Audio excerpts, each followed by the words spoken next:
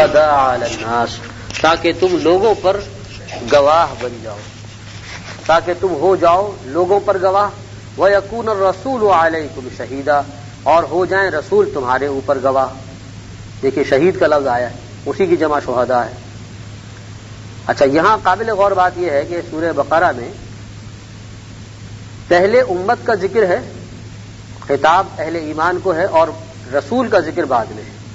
لِتَكُونُوا شُهَدَاءَ عَلَى النَّاسِ وَيَكُونَ الرَّسُولُ عَلَيْكُمْ شَهِيدًا۔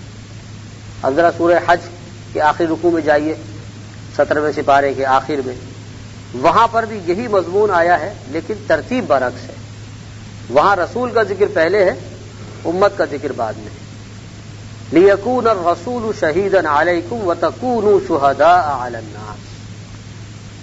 یہ قرآن حکیم کا خاص اسلوب ہے، اس کو پہچاننے کی ضرورت ہے کہ جو اہم بات ہوتی ہے، کوئی بہت اہمیت کی حامل ایسی بات کہ جس کا انسان کے نظریہ حیات سے، اس کی زندگی سے تعلق ہے، دنیا اور آخرت کے مسائل اس سے حل ہوتے ہیں، تو اس بات کو کم سے کم 2 جگہ ضرور قرآن حکیم بیان کرتا ہے، کم سے کم، زیادہ کی تو قید نہیں ہے، متعدد مرتبہ بھی موضوع میں آ سکتا ہے، لیکن کم سے کم 2 جگہ ضرور بیان کیا جائے گا۔ اور 2 جگہ جب بیان کیا جائے گا تو وہ تکرار محض نہیں ہوگی کہ بالکل اسی الفاظ کے اندر بیان کیا جائے، بلکہ کچھ ترتیب میں تبدیلی اللہ تبارک و تعالی فرما دیتے ہیں، تاکہ ایک تنوع بھی قائم رہے، ایک نیا اسلوب بھی سامنے آ جائے۔ تو آپ دیکھیے کہ یہاں سورہ بقرہ میں بالکل وہی بات فرمائی، لِتَكُونُوا شُهَدَاءَ عَلَى النَّاسِ وَيَكُونَ الرَّسُولُ عَلَيْكُمْ شَهِيدًا، اور سورہ حج میں اس کو برعکس کر دیا، لِيَكُونَ الرَّسُولُ شَهِيدًا عَلَيْكُمْ وَتَكُونُوا شُهَدَاءَ عَلَى النَّاسِ۔ بات ایک ہی ہے، لیکن ترتیب بدلنے سے گویا یہ تاثر دینا مطلوب ہے کہ یہ 2 طرفہ ذمہ داری ہے۔ جیسے رسول نے تمہارے اوپر دین کی گواہی دی، اپنی شخصیت سے، اپنی کردار سے، اپنی گفتار سے، اجتماعی سطح پر بھی، انفرادی سطح پر بھی، جیسے رسول نے دین کی حقانیت کو تمہارے سامنے واضح کیا، اس کے لیے قرآن یہ اسلوب اختیار کرتا ہے کہ دین کی گواہی۔ دین کی گواہی دینے سے کیا مطلب ہے؟ یعنی یہ کہ دین کو، اسلام کو ایک جیتا جاگتا نظام حیات اس روپ میں تمہارے سامنے پیش کیا، اپنے اعمال و کردار سے بھی اور اپنی جد و جہد کے ذریعے سے ایک خطہ ارض میں اس نظام کو برپا کر کے، تو دونوں اعتبارات سے گویا کہ حجت تمام کی ہے، اللہ کے دین کی حقانیت کا ثبوت دیا ہے۔ اس کو قرآن کہتا ہے شہادت علی الناس، لوگوں پر اللہ کے دین کی گواہی دینا۔ تو جس طریقے سے رسول کی یہ ذمہ داری ہے کہ انہوں نے بنی نوع انسان کے سامنے دین کو واضح فرمایا اور اس کی گواہی دی، اسی طریقے سے اب امت کے جو اس کی قائم مقام ہے، ختم نبوت کے بعد رسالت کا کام جو ہے وہ اب امت کو ادا کرنا ہے بحیثیت مجموعی۔ شخصاً تو کوئی نبی نہیں ہوگا، اس لیے کہ وہ دروازہ تو تا قیامت بند ہو چکا ہے۔ ختم نبوت یہ ہمارے ایمان بالرسالت کے بنیادی عقائد میں سے، اس پہ تو کوئی کمپرومائز یا اس پر کوئی بات نہیں ہو سکتی۔ تو نبوت کا دروازہ شخصاً تو اب بند کر دیا گیا ہے، لیکن وہ کار رسالت، وہ مشن، وہ کام جو رسولوں کے ذمے تھا اور نبی کریم صلی اللہ علیہ وسلم بھی اس کے حامل بنا کر بھیجے گئے، یعنی لِتَكُونَ كَلِمَةُ اللَّهِ هِيَ الْعُلْيَا، تاکہ اللہ کا کلمہ سربلند ہو جائے، دین کا بول بالا ہو جائے، اللہ کی حاکمیت واقعتاً نظر آنے لگے کہ یہی سب سے بڑی حاکمیت ہے۔ ایسا ایک نظام برپا کرنا یہ ذمہ داری تھی۔ اس ذمہ داری کو اللہ کے نبی نے بحسن خوبی ادا فرمایا۔ 23 سالہ محنت شاقہ کے نتیجے میں ایک فرد واحد سے دعوت کا آغاز کیا اور اس پورے جزیرہ نما میں انقلاب برپا فرمایا، یعنی ایک آدمی سے کام شروع کیا۔ آپ سب سے پہلے مخاطب آپ کی دعوتیں کون تھے؟ حضرت ابو بکر صدیق رضی اللہ تعالیٰ، اس لیے کہ باقی تو گھر ہی کے افراد تھے، آپ کی زوجہ محترمہ خدیجہ الکبریٰ، آپ کے چچا زاد بھائی، آپ کے بھتیجے کہہ لیجئے ایک طرح سے حضرت علی رضی اللہ تعالیٰ عنہ، وہ تو چونکہ گھر کے ہی افراد تھے، تو لہذا ان کا اسلام لانا تو سمجھ میں آتا ہے، لیکن دعوت کا باقاعدہ عوامی سطح پر کہہ لیجئے یا بیرونی سطح پر جو آغاز کیا فرد واحد سے، اور 23 سال کی محنت شاقہ کے نتیجے میں وہ دین جو ہے اس خطے میں سربلند ہو گیا، اور اللہ تعالیٰ کی مدد اور نصرت سے وہ نظام قائم ہو گیا۔ یہ ہے شہادت علی الناس، لوگوں پر دین کی گواہی دینا۔ قرآن حکیم یہ بتلاتا ہے کہ یہ ذمہ داری تنہا صرف رسول کی نہیں تھی، بلکہ اب یہ ذمہ داری تمہیں ادا کرنی ہے عالمی سطح پر۔ نبی کے بعد اب یہ قائم مقام ہے، پوری امت ان کی جانشین ہے اور اس کار رسالت میں شامل قرار دی گئی ہے۔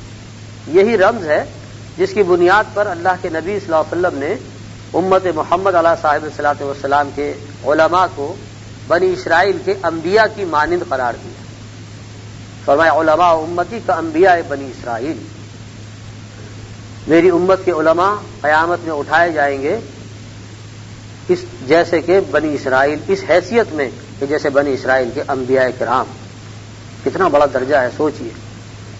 تو یہ کسی بنیاد پر ہے، یہ فضیلت کسی خاص مشن، کسی خاص مقصد کی بجا آوری پر عطا کی گئی۔ تو لہذا یہ بات بالکل واضح ہے کہ شہادت علی الناس اصل میں ایک اجتماعی ذمہ داری ہے جو امت مسلمہ کو ادا کرنی ہے، اور دنیا کے سامنے اس اسلام کا ایک جیتا جاگتا نمونہ پیش کرنا ہے۔ اور اس کے لیے ترتیب وہی ہوگی جو اللہ کے رسول نے بتلائی کہ پہلے ایک خطہ ارض کو اپنا ہدف بنا کر اجتماعی کوششوں سے وہاں پر اللہ کے دین کو قائم کیا جائے، اور پھر اس کو بتدریج آگے بڑھایا جائے اس کا دائرہ۔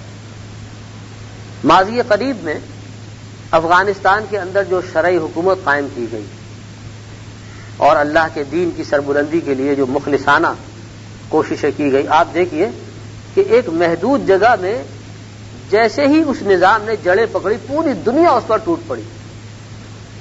اس لیے کہ ان کو پتا تھا کہ یہ پودا اگر پنپ گیا اور ایک تناور درخت کی شکل میں یہ نمودار ہو گیا تو یہ پھر افغانستان تک محدود نہیں رہے گا۔ یہ معاملہ، یہ تو وہ آگ ہے جو پورے عالم اسلام میں جہاد کا علم بلند کرنے اور طاغوت کے خلاف جو ہے سفارہ ہونے کے لیے پیش خیمہ ثابت ہو گئی۔ لہذا آپ دیکھیے کیسی گھمبیر سازش کی گئی۔ آج ان کے اپنے انٹلیکچوئلز، ان کے اپنے تھنک ٹینکس یہ بتلا رہے ہیں کہ یہ سب کچھ ان کا اپنا کیا دھرا ہے۔ یہ جو حادثہ کیا 9/11 کے نام سے جو دنیا کے سامنے ڈرامہ رچا کر اور اس کو بنیاد بنا کر جناب افغانستان پر چڑھائی کی گئی، تو وہ نشانہ اصل میں کوئی شخصیت نہیں تھی، بلکہ وہ نظام تھا کہ جو وہاں جڑیں پکڑ رہا تھا، اور جس کا مشاہدہ کر کے وہ پریشان تھے کہ ہم تو امن کے اتنے بڑے چیمپئن ہیں، اور حقیقی اور اصلی امن تو وہاں ہے کہ جہاں پہ یہ نظام قائم ہو رہا ہے۔ جب وہ خود انہوں نے دیکھا کہ واقعتاً اسلام کا یہ عادلانہ نظام جو ہے تو امن کا سب سے بڑا پیغام بر ہے، یہ چیز ان کے لیے ناقابل برداشت تھی۔ تو بہرحال کوششیں کتنی ہوں اسلام کو مٹانے کی اور اس نظام کو ختم کرنے کی، لیکن ہمارا ایمان اس بات پر ہے کہ اللہ کے نبی صلی اللہ علیہ وسلم کی وہ پیشین گوئی 100% درست ثابت ہوگی، ابھی نہ صحیح، کچھ سال بعد صحیح، لیکن اللہ کے نبی نے جو فرمایا وہ غلط نہیں ہو سکتا۔ آپ نے فرمایا کہ قیامت قائم نہیں ہوگی مگر اس سے پہلے اسلام پوری دنیا پر غالب ہو کر رہے گا، اور اتنی وضاحت کے ساتھ آپ نے یہ بات فرمائی کہ روئے ارض پر اینٹوں اور گارے سے بنا ہوا کوئی گھر اور کمبلوں سے بنا ہوا کوئی خیمہ باقی نہیں رہے گا کہ جس کے اندر اسلام داخل نہ ہو جائے، یا تو اس گھر کی رہنے والے کی عزت کے ساتھ یا اس کی ذلت کے ساتھ۔ یہ الفاظ ہیں نبی کریم صلی اللہ علیہ وسلم۔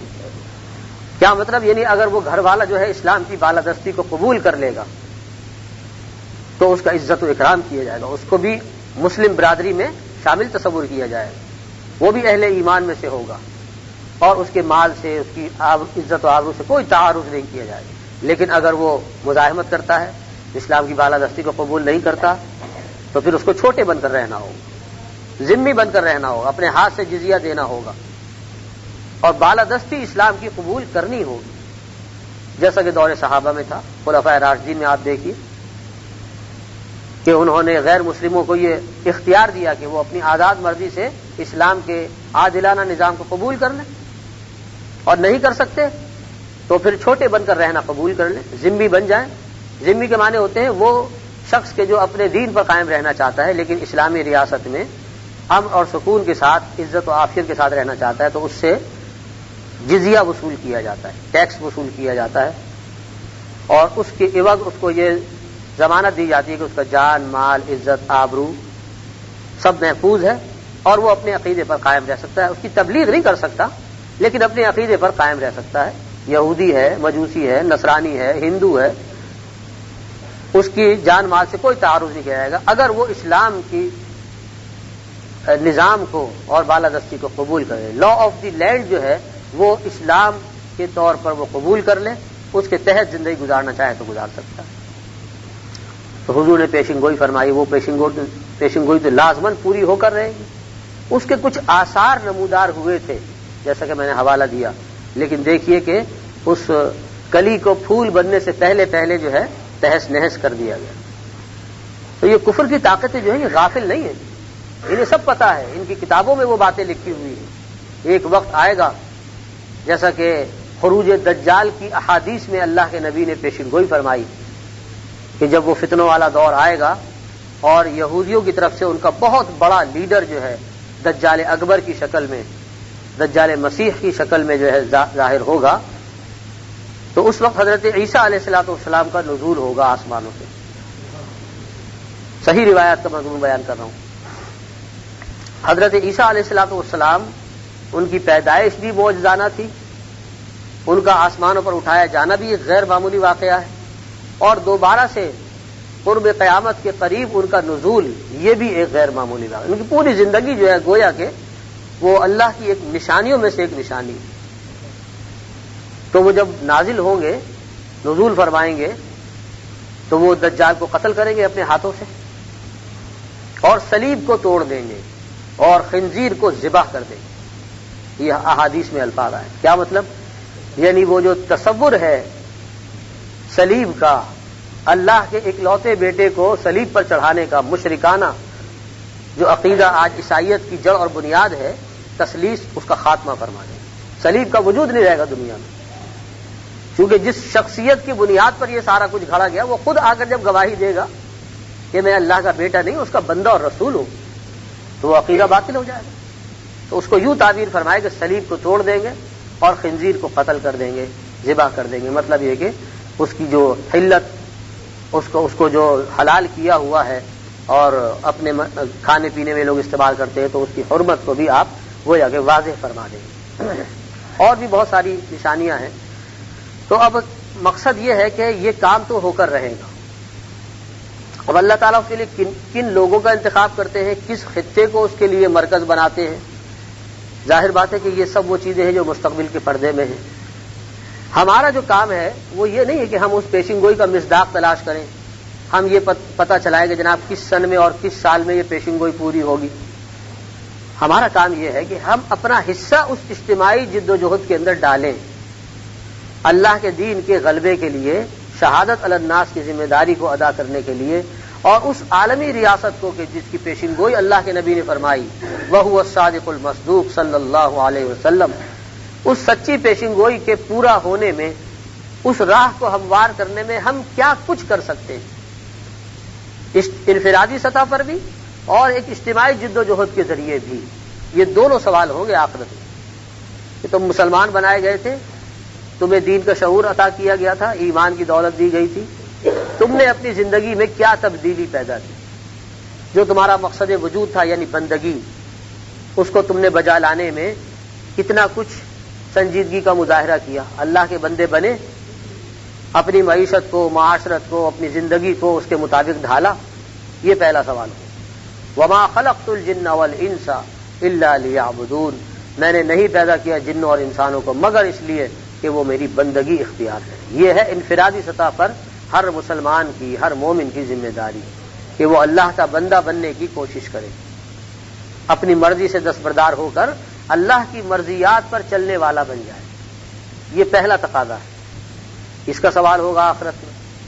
اور جیسا کہ میں نے گزشتہ نشست میں یہ بات عرض کی تھی کہ ایک شخص انفرادی زندگی میں اگر بندگی پر قائم ہے، ارکان اسلام کی پابندی کر رہا ہے، معاملات اس کے درست ہیں، نیت اس کی اچھی ہے، اللہ کی رضا ہی اس کی نیت ہے، اور زندگی کا کوئی گوشہ اس نے اطاعت سے مستثنی قرار نہیں دیا۔ دیکھیے یہ بڑا نازک مسئلہ ہے، ہم مسلمان تو ہیں لیکن ذرا باریک بینی سے جائزہ لیجئے، ہر ایک نے اپنی اپنی زندگی کا کوئی نہ کوئی گوشہ جو ہے وہ دین سے ایگزمپٹ کیا ہوا ہے۔ مجبوریاں، بہانے، تعویلات، کسی نے معیشت کے اندر سود کو حلال کیا ہوا ہے، کسی نے معاشرت کے اندر بے پردگی کو حلال کیا ہوا ہے، وہ پورے 100% دین پر عمل کرنے کے لیے آمادہ نہیں ہے، کہیں نہ کہیں اس نے کوئی خانہ ایسا بنایا ہوا ہے کہ جہاں اس کی زندگی جو ہے وہ دین کے اعمال سے باہر ہے۔ آسان الفاظ میں یہ کہہ دوں تو بات سمجھ میں آ جائے گی کہ ہم دیکھیے مسجد میں تو اللہ کے بندے ہیں، ہمارا تصور دین یہ ہے کہ جب ہم مسجد میں داخل ہوتے ہیں تو اللہ کے بندے بن جاتے ہیں، اس کے حکم کے مطابق حرکت کرتے ہیں، رکوع کرتے ہیں، سجود کرتے ہیں، تسبیح و تحلیل کرتے ہیں، لیکن جو ہی ہم مسجد کی چار دیواری سے باہر نکلتے ہیں تو گویا کہ اب ہم آزاد ہو گئے۔ بازار میں جائیں گے تو وہاں کے رسم و رواج اور وہاں کے دستور کے مطابق ہم کاروبار کریں گے، اسٹاک ایکسچینج میں کیا ہو رہا ہے، شیئر سے کاروبار میں کیا ہے، اور فلاں جگہ کیا ہے، فلاں جو مروجہ طریقے ہیں، ہم قطع نظر اس کے کہ اسلام کی تعلیم کیا ہے، ہمیں کبھی یہ خیال ہی نہیں آتا کہ اس معاملے میں ہم اسلام کی تعلیمات کو جاننے کی بھی کوشش، اس لیے کہ ہمارا تصور دین تو مسجد تک محدود ہے۔ ہم مسجد میں اللہ کے بندے ہیں، بازار میں ضرورت نہیں ہے اللہ کی بندگی کرنے کی، وہاں تو ہم رسم و رواج کے مطابق جو دستور ہے زمانے کا، جو ماڈرن اکنامکس ہے اس کے مطابق معاملات کریں گے، اور جناب جب برادری اور خاندان میں پہنچیں گے تو وہاں کی جو رسومات ہیں اور نسلاً بعد نسلیں جو جاہلانہ رسومات چلی آ رہی ہیں وہ ہمارے لیے ایسی بڑی بڑی بیڑیاں ہیں، اتنے بڑے بڑے طوق ہیں کہ ہم ان سے آزاد نہیں ہو سکتے۔ جب شادی بیاہ کا موقع آئے گا، جب کسی کے مرنے کی رسم ادا کی جائے گی تو ہم مجبور ہوں گے کہ جو کچھ ہمارے خاندان میں چلی آ رہی ہیں چیزیں، قطع نظر اس کے کہ وہ اسلام سے اور اس کے خلاف بولنے کی ہمت نہیں کر سکتے۔ برادری کی رسومات وہاں ہمارا دین ہے، بازار میں بازار کا چلن ہمارا دین ہے، تو بھائی ہم کہاں سے اللہ کے بندے ہیں؟ ہم نے تو تقسیم کر لی زندگی، جبکہ قرآن کا تقاضا کیا ہے؟ ادخلوا فی السلم کافہ، داخل ہو جاؤ اسلام میں پورے کے پورے۔ یہ آیت ذرا غور سے سنیے، ادخلوا فی السلم کافہ ولا تتبعوا خطوات الشیطان انہ لکم عدو مبین۔ دیکھو دین کے حصے بکھرے نہ کرو، اپنی مرضی نہ چلاؤ، مسجد میں تم اللہ کے بندے ہو تو بازار میں بھی اللہ کے بندے ہو، معیشت کے احکامات بھی اسی اللہ نے دیے جس نے نماز کا حکم دیا، تم ایک حکم کو سر آنکھوں پر رکھتے اور ایک کو پیر تلے۔ یہ رویہ سوچئے ہمارا جو ہے یہ بندگی کے منافی ہے یا مطابق ہے؟ بندہ وہ ہے اللہ کا کہ جو کامل اطاعت اختیار کرے، جو ہر شعبہ زندگی میں اللہ کی اطاعت کا پابند ہو، اس کی معیشت، اس کی معاشرت، اس کی سوچ، اس کی ترجیحات، اس کی خلوت، اس کی جلوت، اس کی عبادات، اس کے معاملات، اس کے اخلاق، سب کچھ اسلام کے رنگ میں رنگے ہوئے ہوں، یہ ہے اللہ کا بندہ۔ اور اگر ہم نے ایک بھی چیز کو مستثنا کر دیا تو اللہ کی غیرت کا یہ عالم ہے کہ 99% اگر اللہ کی عبادت کی اور 1% آپ نے غیر اللہ کی عبادت کی، یعنی 1% آپ نے اپنی زندگی کا حصہ جو ہے وہ عبادت سے خارج کر دیا، اللہ کی غلامی سے آزاد کر دیا، تو وہ 99% بھی آپ کے منہ پر دے مارا جائے گا۔ اللہ کو اپنی بندگی میں کسی کی شرکت قبول نہیں ہے، یا تو پورے کے پورے اسلام میں داخل ہو جاؤ یا صاف اعلان کر دو کہ یہ اسلام ہمارے لیے قابل عمل نہیں ہے۔ یہ بات بڑی منافقانہ ہے کہ ہم اپنے آپ کو مسلمان بھی کہیں اور اللہ کی بندگی بھی نہ کریں، اپنی منمانی چلائیں۔ تو یاد رکھیے کہ بندگی جو ہمارا مقصد تخلیق ہے، ہمیں دنیا میں بھیجا صرف اسی لیے گیا ہے کہ ہم اللہ کی غلامی، اس کی بندگی کو اپنائیں، اور اسی میں ہمارا فائدہ ہے، دنیا بھی ہماری سنورتی ہے اور آخرت میں بھی اس کے اجر و ثواب ہمیں ملے گا۔ سب سے بڑھ کر یہ کہ نجات اور اللہ کی رضا سے ہم کنار ہوں گے۔ تو بندگی جو ہے ہمارا مقصد تخلیق ہے، صرف ہمارا نہیں بلکہ جنات کا بھی، جو مسئول ہے، وما خلقت الجن والانس الا لیعبدون۔ تو نبی کریم صلی اللہ علیہ وسلم نے بشارت دی ہے جو شخص کامل بندگی پر کاربند ہوگا، اس کی کوشش کم سے کم کر رہا ہوگا، اپنی زندگی کا رخ درست کر لیا اور تمام گوشہائے حیات کے اندر اسلام کی تعلیمات کے مطابق زندگی بسر کرنے کی کوشش کر رہا ہے، یہ شخص کسی حال میں بھی مرے، کسی نوعیت کی بھی اسے موت واقع ہو وہ شہادت کی موت. یہ بشارت دی اللہ کے رسول نے. میں نے بتلایا تھا آپ کو کہ محدثین کرام نے وہ ساری احادیث جمع کی ہیں تو تقریباً 70 کے قریب وہ شکلیں انہوں نے جمع کی ہیں کہ جو اللہ کے رسول نے فرمایا کہ مومن اگر اس حالت میں مرے گا تو شہید، اس حالت میں مرے گا. اور وہ یوں سمجھ لیں وہ سب کو اگر جمع کیا جائے تو اس کا خلاصہ ایک جملے میں یہ نکالا جا سکتا ہے کہ مومن چاہے کسی حالت میں بھی مرے، اگر اس کی زندگی کا رخ واقعتاً درست تھا اور اللہ کی بندگی ہی اس کی زندگی کا شعار تھا تو وہ شہادت کے مرتبے پر پائے. اس میں ایک صورت میں بیان کرنا چاہ رہا تھا مثال کے طور پہ، جیسے کہ میں نے کچھ چند شکلیں بیان کی تھی کہ ایک شخص جو ہے وہ پیٹ کی بیماری میں اگر انتقال کرتا ہے تو فرمایا کہ وہ شہید ہے، جل کر اگر مر جاتا ہے تو شہید ہے، بلندی سے گر کر مر جاتا ہے، کسی ایکسیڈنٹ میں اچانک انتقال ہو جاتا ہے تو وہ بھی شہید ہے. اور ایک صورت اس میں یہ آئی ہے من قتل دون مالہ فہو شہید، اور وہ شخص کہ جو اپنے عزت و آبرو یا اپنے مال کے دفاع میں مارا جائے وہ بھی شہید. اس بات کو میں خاص طور سے اس لیے بیان کروں. دیکھیے آج کل ہم جس دور سے گزر رہے ہیں تو وہاں زندگی بڑی بے قیمت ہو گئی. معمولی چیزوں کے اوپر جو ہے ایک حقیر سے موبائل کے اوپر بھی جو ہے وہ گولی مار دی جاتی. تو سوال ذہن میں پیدا ہوتا ہے کہ ایسے لوگوں کی موت کے بارے میں کیا کہا جائے. مظلومانہ موت ہے یقیناً. تو خوشخبری سنانا چاہ رہا ہوں کہ اللہ کے رسول نے ایسے لوگوں کے لیے شہادت کی ضمانت دی. وہ صرف مظلومانہ موت نہیں ہے، وہ اللہ کے ہاں شہادت کا درجہ پانے والا ہے وہ شخص کہ جو اپنے عزت اور مال کے دفاع میں شہید کیا جائے، مارا جائے. لیکن شرط وہی ہے کہ اس کی اپنی زندگی کا رخ درست ہو، اللہ کی بندگی پر قائم ہو، پھر یہ ساری ضمانتیں اور خوشخبریاں اس کے لیے ہیں. یعنی اس کو پھر کسی فکر کی ضرورت نہیں ہے. اگر اس نے اپنی زندگی کا رخ درست کر لیا، اپنی ترجیحات کو صحیح متعین کر لیا، تو پھر جس حال میں بھی اس کی موت واقع ہوگی شہادت کی موت ہے. البتہ اس کے اندر جو بلند ترین درجہ ہے وہ مقتول فی سبیل اللہ کا ہے یقیناً، کہ جو اللہ کے دین کی سربلندی کے لیے باطل قوتوں سے پنجہ آزمائی کرتے ہوئے جام شہادت نوش کرے میدان جنگ میں، یقیناً اس کا درجہ سب سے بلند ہے. لیکن اس کے نیچے شہادت کے جو درجات ہیں وہ میں نے آپ سے عرض کیے تھے. اور اسی میں جو اجتماعی ذمہ داری ہے شہادت علی الناس کی، جو قرآن حکیم بار بار بیان کرتا ہے، وہ یہ ہے کہ پوری امت اجتماعی طور پر وہ مبارک جد و جہد اپنائے، اس مشن کو لے کر کھڑی ہو جس کے علمبردار تھے اللہ کے نبی صلی اللہ علیہ وسلم. اور وہ کیا تھا کہ پوری دنیا میں جو ہے دین کا غلبہ، جس کا ابتدائی پہلا فیز جو ہے وہ اللہ کے نبی نے اپنے ہاتھوں سے خود مکمل فرمایا. جزیرہ نما عرب کے اندر آپ نے اس انقلاب کو برپا کر کے دکھلا دیا کہ ایسے یہ انقلاب برپا کیا جاتا ہے. ایک فرد واحد سے دعوت کا آغاز کر کے 23 سال میں اس پورے خطے کے اندر اسلام کا بول بالا کر دیا. جاء الحق وزهق الباطل ان الباطل كان زهوقا. اور پوری دنیا کے اندر اس دین کے غلبے کے لیے امت کو جانشین بنا کر آپ رخصت ہو گئے. اب وہ ذمہ داری ہماری اور آپ کی ہے. ہمیں اپنی انفرادی زندگی میں اللہ کا بندہ بننا ہے اور اجتماعی سطح پر دین کی سربلندی کے لیے جد و جہد میں حصہ لینا ہے، اپنا حصہ ڈالنا ہے. یہ دو کام ہے کہ جو ہمارے ذمہ ہے. اللہ تعالی ہمیں ان کا شعور بھی عطا فرمائے اور امت کو بھی بیدار فرمائے کہ وہ اپنے اس فرض سے پورے طریقے سے عہدہ برا ہو سکے. وآخر دعوانا ان الحمد للہ رب العالمین. وآخر دعوانا ان الحمد للہ رب العالمین. وآخر دعوانا ان الحمد للہ رب العالمین. وآخر